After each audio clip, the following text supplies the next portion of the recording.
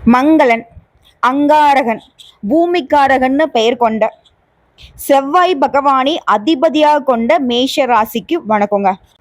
பொதுவா ஒரு குழந்தையோட குணத்தை வந்து அவங்க அப்பா மாதிரி அம்மா மாதிரின்னு சொல்லுவாங்க இல்லையா?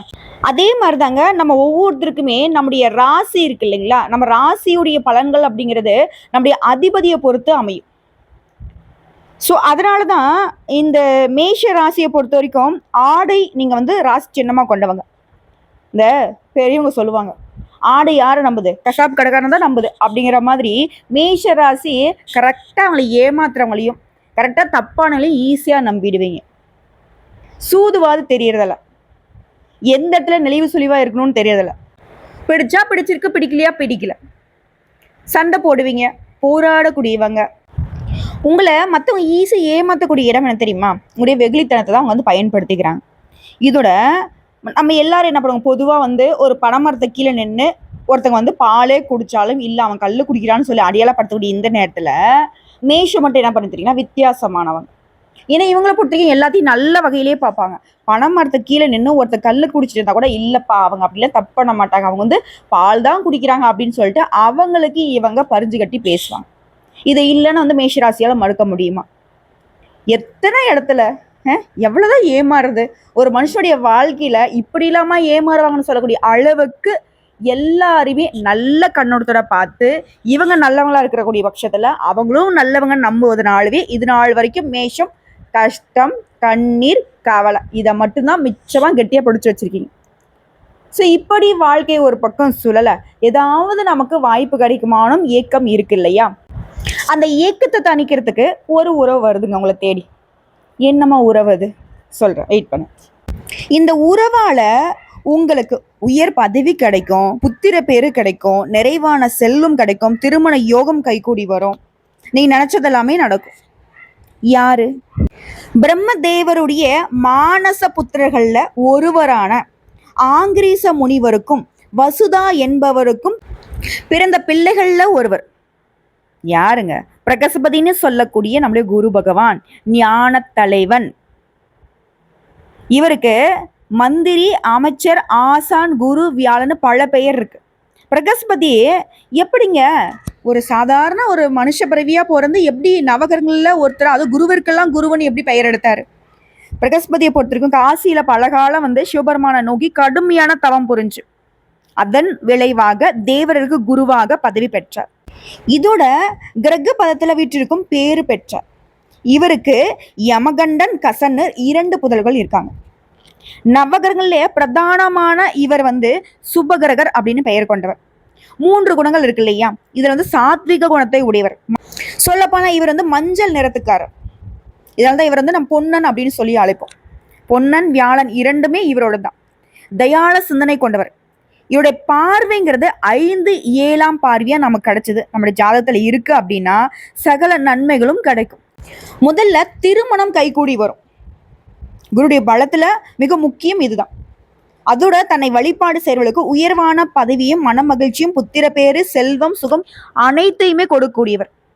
ஸோ இப்படிப்பட்ட குருவால, இப்படிப்பட்ட ஒரு உறவால மேஷம் நல்லா இருக்க போறீங்க. ஸோ இந்த பதிவை குரு பகவானை வணங்கி தொடங்கலாங்க. குரு பிரம்மா, குரு விஷ்ணு, குரு தேவ மகேஸ்வரஹா, குரு சாட்சாத் பரபிரம்ம தஸ்மை ஸ்ரீ குருவே நமக. ஓம் அகத்தீசாய நம, ஓம் சிவாய நம, ஓம் தக்ஷணாமூர்த்தி நம. என்னென்னமோ சொல்கிறேன், எங்களுக்கு ஒன்றும் புரியல. புரிஞ்சாலும் புரியலாலே பரவாயில்லைங்க. ஓம் குரு பகவானே போற்றி போற்றி. இது உங்களால் முடிஞ்ச விஷயம்தான், சொல்லுங்கள். இப்போ நான் ஏன் குருடைய மந்திரத்தை சொல்லணும்? ஒரு சிலருக்கு அது தோணும், நீ என்ன பெரிய கடவுளா, நீ என்ன சொல்கிறத நான் கேட்குறது.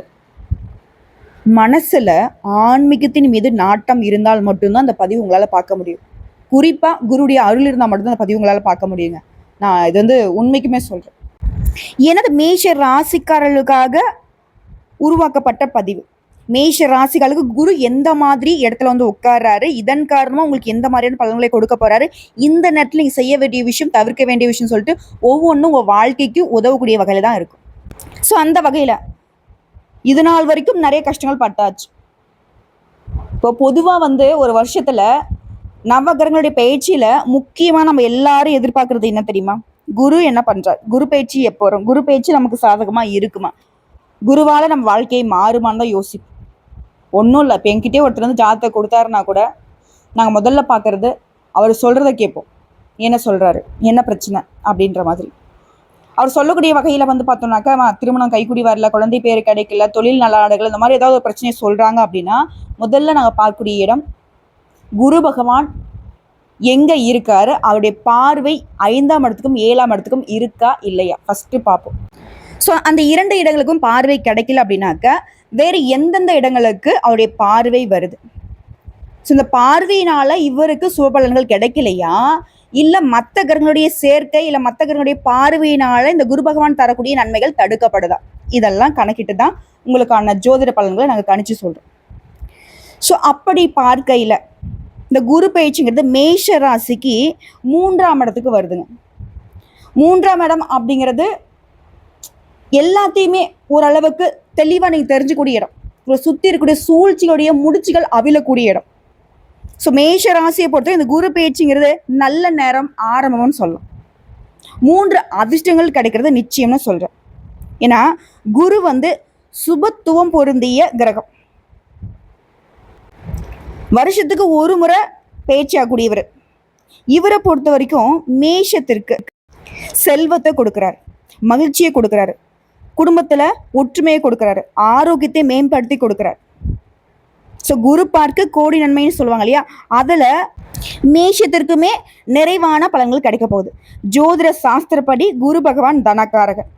குரு கொடுக்கூடிய பணம் அப்படிங்கிறது பெரிய அளவில் இருக்கும். ஆனால் ஒருத்தங்க வந்து சுகபோகமாக வாழ்கிறாங்க அப்படின்னாக்கா அவனுக்கு சுக்கிரன் உச்சத்தில் இருக்கான்னு சொல்லுவாங்க. ஆனால் சுக்கிரன் கொடுக்கக்கூடிய பணம் உங்கள் கையில் தான் இருக்கும். பட் குரு பகவான் கொடுக்கக்கூடிய பணம்ங்கிறது நீங்கள் வைக்க முடியாத அளவுக்கு பெரிய பெரிய சொத்துக்களை வாங்கி போடுங்க, பெரிய பெரிய முதலீடுகள் பண்ணக்கூடிய அளவுக்கு பெரிய அளவில் தான் வந்து சேரும்.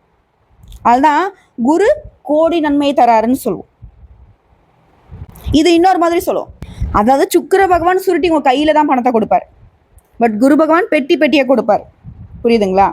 ஸோ இதெல்லாம் வச்சு பார்க்குறப்ப மேஷம் வந்து யோசிச்சிருப்பீங்க, ஓகேம்மா அப்போ குரு பகவான் எங்களுக்கு வந்து வாழ்க்கை மாறப்போகுது, நாங்கள் நல்லா இருக்க போகிறோம்னு சொல்கிறேன், நல்லதுமா கொஞ்சம் தெளிவாகவும் சொல்லிடு அப்படின்னு யோசிப்பீங்க. ஆமாங்க, கண்டிப்பாக உங்களுக்கு அதிர்ஷ்டத்தை கொடுக்க போகிறேன். மேஷ ராசிக்கு இது நாள் வரைக்கும் 2ஆம் இடத்துல இருக்கக்கூடிய குரு பகவான் 3ஆம் இடத்துக்கு போகிறார். 3ஆம் இடம் அப்படிங்கிறது உங்களுக்கு பாக்கிய வீட்டை பார்க்கக்கூடிய அமைப்பு. அதாவது குரு பகவானை பொறுத்த வரைக்கும் நம்மளுடைய பதிவை தொடர்ந்து பார்க்கக்கூடிய எல்லாருக்குமே தெரியும், இருக்கக்கூடிய இடத்தை விட ஒரு பார்வைக்கு தான் பலன் அதிகம், பலம் அதிகம்னு சொல்லியிருக்கோம். ஸோ இவர் இந்த 3ஆம் இடத்துல இருந்துக்கிட்டு உங்களுடைய ராசியில 7, 9, 11ஆம் இடத்தை பார்க்கிறார். இதனால நிறைந்த தனலாபம் கிடைக்கக்கூடிய காலகட்டம். முதல்ல பெருசா வந்து பலன் இல்லாத மாதிரி தான் இருக்கும். ஆனா இந்த மாதத்துல இருந்து உடைய ராசிநாதன் நீச்ச பங்கம் ஆகிறார். குரு பேச்சுடைய முழு பலன்கள் இனிதான் உங்களுக்கு ஆரம்பமாக போகுது. அப்போ 3ஆம் இடம்ங்கிறது நல்ல இடம் தான் போலியே அப்படின்னு யோசிச்சீங்கன்னா இல்லை, இடம் பலன் கொடுக்கல, பார்வை பலன் கொடுக்குது. முன்னாடி நான் சொன்ன அந்த 7, 9, 11ஆம் பார்வை தான் உங்களுக்கான தனவரவை கொடுக்கக்கூடிய பார்வை. இந்த 3ஆம் இடம்ங்கிறது பெரிய இடம் கிடையாது, சோதனையை தரக்கூடிய இடம் தான் சொல்லலாம். ஆனால் அந்த பார்வைகள் இந்த இடத்துடைய பலனை அடைக்குது. அதாவது இந்த இடம்ங்கிறது உங்களை வந்து கஷ்டப்படுத்தக்கூடிய இடங்க. அதெல்லாம் முடியாது சாமி, நீ சும்மா வந்து மேஷத்தை வந்து கஷ்டப்படுத்தாத அப்படின்னு சொல்லிட்டு அவங்க அப்படி பார்க்குறாங்க. இப்போது ஒரு திருட வந்து பார்த்தீங்கன்னாக்க ஒரு கோயில் உண்டியிலே எக்ஸாமுக்கு வச்சுப்போமே, திருட வந்திருக்கான்.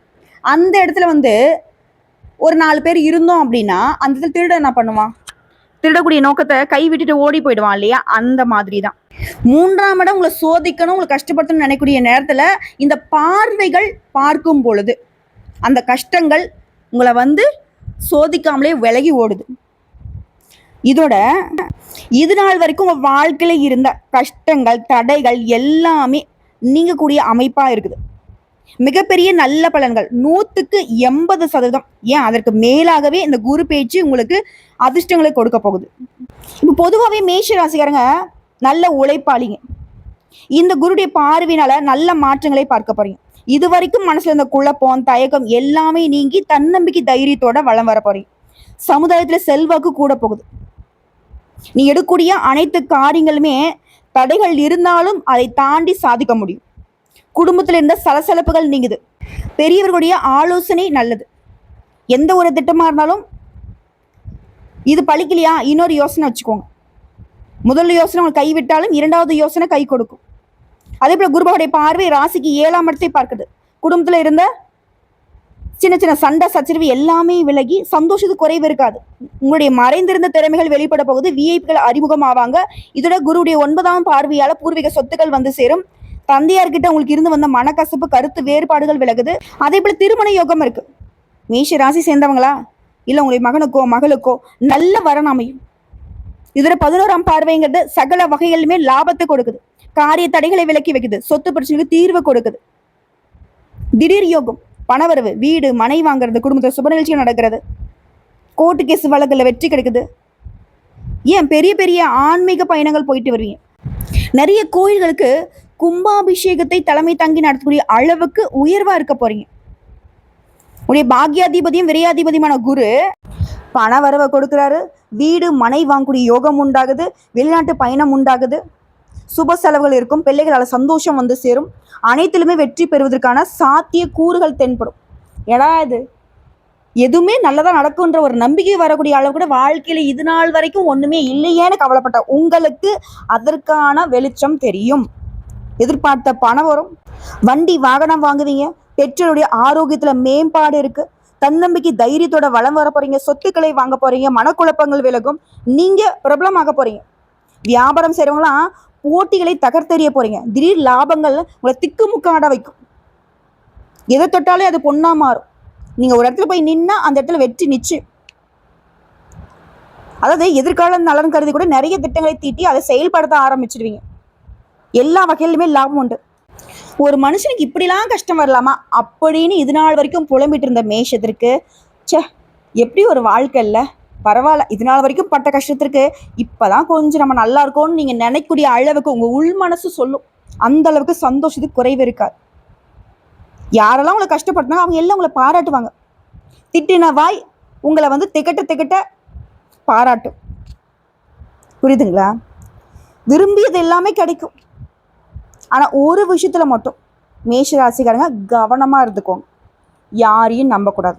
குறிப்பா உறவுகளை அளந்து வச்சுக்கோங்க. எந்தெந்த உறவை எங்க வைக்கணும், நண்பர்கிட்ட எப்படி இருக்கணும், கூட போறவங்க கிட்ட எப்படி இருக்கணும், அப்பா அம்மா கிட்ட எப்படி இருக்கணும், பெத்த பிள்ளைகள் கிட்ட எப்படி இருக்கணும், தன்னுடைய வாழ்க்கை துணை கிட்ட எப்படி இருக்கணும், அக்கம் பக்கம் இருக்கிறவங்க கிட்ட, கூட வேலை பார்க்குறவங்க சொன்னேன் இல்லையா, அதே மாதிரி மேல அதிகாரிங்க கிட்ட எப்படி இருக்கணும், இல்லை உங்ககிட்ட வேலை செய்கிறவங்க கிட்ட எப்படி இருக்கணும், சக வியாபாரிகிட்ட எப்படி இருக்கணும், இப்படி நம்மை சார்ந்த நம்மை சுற்றி இருக்கக்கூடிய ஒவ்வொருத்தர்கிட்டையுமே அவங்களுக்கு எந்தெந்த மாதிரியான குணநலங்களை நீங்கள் வந்து காட்டணுங்கிறத திட்டமிட்டு பயன்படுத்துங்க. புரியலையேம்மா, அப்போ என்ன நடிக்க சொல்றியா? நடிக்கலாம் சொல்ல. இப்போ நம்முடைய பிள்ளைகள் அப்படின்னாக்கா அதட்டி பேசுவோம், கொஞ்சம் பேசுவோம். மற்ற பிள்ளைகள் கிட்ட அதட்ட முடியுமா இல்லை கொஞ்சம் பேச முடியுமா? வித்தியாசம் இருக்கு இல்லையா? அதே மாதிரிதான் யாரை எங்கெங்க வைக்கணுமோ அந்தந்த இடத்துல வச்சுட்டீங்கன்னா மேஷம் ஜெயிச்சிட்டீங்க. வெற்றி உங்க பக்கம்தான். ஆனா இது நாள் வரைக்கும் மேஷ ராசி பண்ண தப்பு என்னன்னு தெரியுங்களா? இதை நீ கட்டாயம் நீ தெரிஞ்சுக்கிட்டு தான் ஆகணும். யாருக்குமே கடுகளவும் நோகக்கூடாது. முடிஞ்ச அளவுக்கு நம்ம கஷ்டப்பட்டாலையும் பரவாயில்ல, அவங்களுக்கு நல்லது செஞ்சிருவோம். தெரிஞ்சவங்களுக்கும் சரி தெரியாதவங்களுக்கும் சரி எல்லாருக்கும் நல்லவங்களா இருக்கணும்னு ஆசைப்படுறீங்க. யாராலுமே எல்லாருக்கும் நல்லவங்களா இருக்க முடியாது. நான் பல பதிவுகளை சொல்லி, கடவுளால கூட எல்லாருக்கும் பிடிச்சவங்களா எல்லாருக்கும் நல்ல தெய்வமா இருக்க முடியாது. புரியுதுங்களா? ஆனா மேஷ ராசி அதுதான் ட்ரை பண்றீங்க. இதனாலதான் இவ்வளோ சிக்கல். சொல்லிடுங்க, நீ பண்ற தப்பு எனக்கு வந்து உன்னை பிடிக்கல, இல்லை என்னால் பண்ண முடியாது, இப்படி முடியாதுங்கிறத மேஷம் பேசியிருந்தா என்னைக்கோ உருப்பிட்டுருப்பீங்க. இதை இல்லைன்னு உங்களால மறுக்க முடியுமா? நம்மளால எடுத்தறிஞ்சு பேச முடியல, நல்லாவே தெரியுது, முதுகுல குத்துறான். புரியுதுங்களா? ஆனா டே தம்பி, நீ எனக்கு குத்துற, எனக்கு வலிக்குது, நீ பண்றது தப்பு, நீ என்னுடைய உழைப்பு சுரண்ட, நீ என்னை ஏமாத்துற, ஏன் அது சொல்ல முடியல நம்மளால? ஏன்னா மேஷம் வந்து அப்பாவிகள், ஆண்களோ பெண்களோ. ஆனா சும்மா வெளிப்பக்கத்துக்கு தான் தெரியும், சண்டை போடுற மாதிரி தெரியும், சுயநலவாதி மாதிரி தெரியும், பார்க்கறதுக்கு முரடன் மாதிரிலாம் தெரிவாங்க. ஆனா உண்மைக்குமே இவங்கள மாதிரி ஒரு நல்லவங்களை நீங்க தேடி கண்டுபிடிச்சாலே பார்க்க முடியாது. மேஷ ராசிக்காரங்க ஒரு வீட்டில் இருந்தால் அவங்கள எல்லாரும் சேர்ந்து நல்லபடியாக பார்த்துக்கோங்க. அந்த மேஷத்தை நீங்கள் பாதுகாத்து வச்சுட்டீங்க, அந்த மேஷத்தை வந்து நீங்கள் நல்லபடியாக வச்சுக்கிட்டீங்கன்னா அந்த குடும்பம் செழிப்பாக இருக்கும். இது உண்மைக்கும் சத்தியம். முருகப்பெருமாடிய அனுகிரகம் படைத்தவங்க, எப்பவுமே போராடி வாழ்க்கையை தூண்டு போகக்கூடியவங்க. புரியுதுங்களா? ஸோ ரொம்ப கஷ்டப்படுறது மேஷ ராசியை வந்து ஒதுக்கி வைக்கிறவங்களுக்கு இந்த பதிவு கூட அனுப்பிச்சி விடுங்க. மேஷத்தை பாதுகாத்தீங்கன்னாக்க நீங்கள் வளர்ச்சி பெறுவீங்க. சொல்லுவாங்க இல்லையா, ஒரு மரம் வளர்ந்துச்சுனாக்கா அந்த மரத்துக்கு கீழே வந்துட்டு எல்லாமே நல்லா இருக்கும்னு. அதே மாதிரி தான் மேஷம் ஒரு வீட்டில் இருக்குனாக்கா அவங்க நல்லா இருந்தால் போதும், அந்த குடும்பம் வந்துட்டு தன்னால் உயர்வுக்கு வந்துடும். ஸோ இப்படிப்பட்ட மேஷ ராசிக்கு குரு வந்து கோடீஸ்வர யோகத்தை கூட கொடுக்குறாரு. அது கோடீஸ்வர குபேர யோகம் கிடைக்க போகுது. மேஷ ராசிக்கு வந்து இந்த குரு பேச்சுங்கிறது சகாய குருவா வராரு. நீங்க எந்த ஒரு முயற்சி எடுத்தாலும் சரி அதற்கு குரு பகவானுடைய அருள் கிடைக்கும். உங்களுக்குமே பொதுவாகவே சொல்றேன், குரு பகவானுடைய பரிபூர்ண அருள் கிடைச்சிருக்கு. இதனால மிகப்பெரிய யோகம் உங்களுக்கு காத்துக்கிட்டு இருக்கு. ஸோ ஒட்டுமொத்தமாக அந்த குரு பேச்சு மேஷத்திற்கு அதிர்ஷ்ட காலம்னு சொல்லலாம். ஸோ அந்த அதிர்ஷ்டம் நிலச்சிருக்க நீங்கள் செய்ய வேண்டிய ஆலய வழிபாடு யாருங்க? முருகப்பெருமான் தான், உங்களுடைய அதிர்ஷ்ட தெய்வம் தான். கட்டாயம் அவரை வந்து வழிபாடு செய்யுங்க. இதை தாண்டி வெள்ளிக்கிழமைகள் தோறும் அருகில் இருக்கக்கூடிய ஏதாவது ஒரு அம்மன் ஆலயத்துக்கு மஞ்சள் குங்குமம் பூ பொட்டு உங்களால் முடிஞ்சதுனாக்க ஒரு புடவை வாங்கிட்டு போகலாம். இல்லைனாக்கா அந்த ஜாக்கெட் பிட்டுன்னு சொல்லுவாங்க இல்லையா, அதை வாங்கிக்கோங்க. இதோட அந்த ஜாக்கெட் பிட்டாக இருக்கட்டும், இல்லை உங்களால் முடிஞ்ச புடவையாக இருக்கட்டும், மஞ்சள் நிறத்தில் இருக்கும்.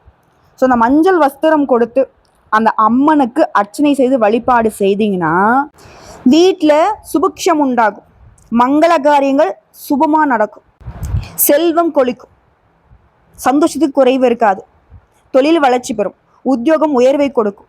ஸோ சகல விதங்களிலுமே நன்மைகள் நடக்கும். ஸோ இந்த குரு பகவானுடைய மாற்றம்ங்கிறது மேஷத்திற்கு ஏற்றமாக அமைந்திருக்கு. குருவே துணை. வாழ்த்துக்கள்.